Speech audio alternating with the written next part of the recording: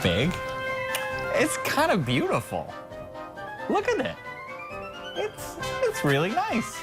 That right there, I mean, you need to take a moment just to revel in the splendor of what's happening. I got to be a little bit honest with you. I'm nervous, not just because of the giant Shon Morris head that sits behind my right shoulder. Well, first of all, every time that thing appears, fertility rates throughout the free world decline. So someone's going to be held responsible for that. There's no fact to the rumor, Dave, that when I get a haircut, they have to put a snow fence around it. That is one giant dome. It's a large cranium. It is. It's really nice. Yeah. Are we going to do this or what? We're gonna see how long I can go without saying anything, knowing how much you hate this. Yeah. Well, my whole body's a headshot.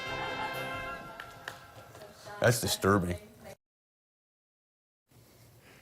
It's time for the feature that everyone in the conference aspires to be mentioned in, and look at it right there. Yeah. That is a digital appetite suppressant. And we are on the dinner hour on the East Coast, Dave, but we'll do the best we can here. All right. Those who have caught the eye of perhaps the Big Ten's most discerning critic this week, who has impressed Shon Morris? The world wants to know, and I know we start in the state of Nebraska. Yeah, Lincoln, Nebraska, they have a bright future in terms along the front line. We wouldn't have been saying that a couple of weeks ago when Ed Morrow went out with an injury. This was a guy that was playing at a very high level for them on both ends of the floor. But over the last couple of games in particular, Dave, Jordy Chimanga and Michael Jacobson have really impressed me. Jacobson now has assumed the role as the leading offensive rebounder in this conference, and the job that Chimanga did in his first start against that front line of Purdue, very, very impressive. Put up 15 points in a losing effort versus Michigan State. But these two guys, the hustle plays that they've made, their ability and willingness to attack the rim,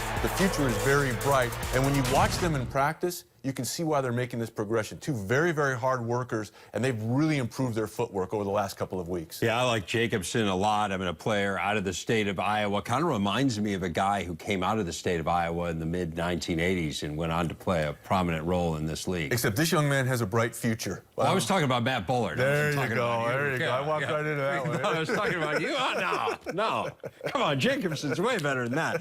All right, their opponent this week has caught your eye as well. Yeah, the Iowa Hawkeyes had a little bit of a rough patch. When you lose the conference's leading scorer in Peter Jock, you're not really sure how you're going to respond. But Iowa has reeled off 2 straight wins, and they've been very impressive in doing so. You know, Peter Jock, Dave, took about 40% of their shots, and 2 guys have really stepped up in particular. Jody Bohannon and Brady Ellingson have shot the ball very, very well. They went on the road and won most recently at Rutgers, but then last weekend against Ohio State, both of these guys extremely impressive. Over the last 2 ball games, Jordy Bohannon 9 of 17 from three-point range, Brady Ellingson 7 of 10. And you throw in the fact the last time they played against Rutgers, these 2 guys combined for 11 assists, no turnovers. So they stepped up and answered a call that was needed to be answered on the offensive end of the floor. They'll have their hands filled with a little bit more of a veteran crew, especially led by Ty Webster, but the job that Iowa's done over the last week with those 2 guys, very impressive. Right, and their whole young crew in general has really impressed. I mean, you think about Peter Jock was the anchor of that team, and to lose him and to play the way they played, it bodes really well for the future. Speaking of young teams that have played well, the Maryland Terrapins. And we've talked a lot about that freshman class, and a lot of times Anthony Cowan gets a lot of publicity, and deservedly so. But you have to point out what Justin Jackson has done over the last week for Maryland. They go on the road, Dave, and get 2 hard-fought road wins. They go to the barn, Minnesota, amped-up atmosphere.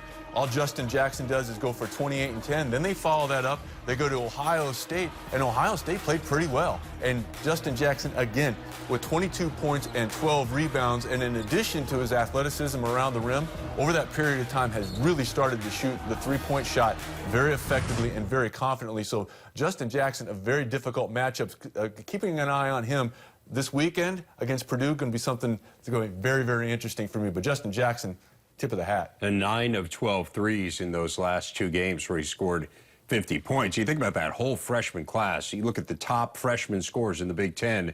Maryland has 3 of the top 11.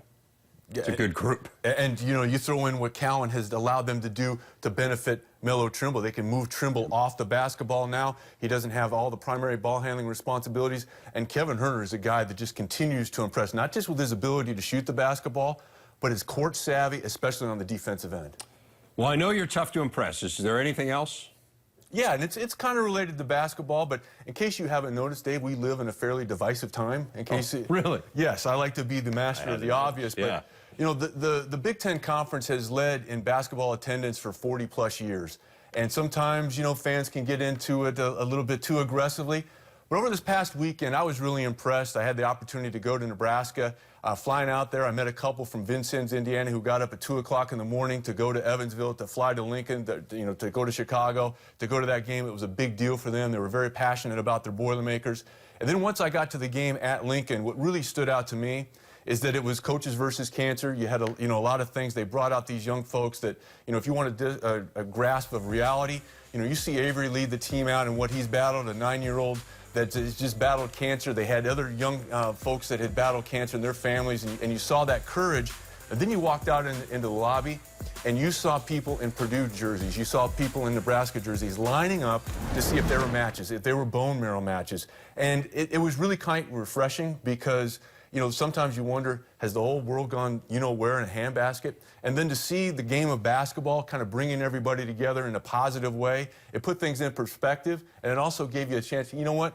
We don't always have to be fighting about everything, because no one was asking who'd you vote for, who you didn't vote for. All they knew is there were some young people that needed help, and they stood up. And you know that was happening all across the conference as well as all across the country. It's a really great message, and Nebraska's done an incredible job of rallying around Avery Harriman.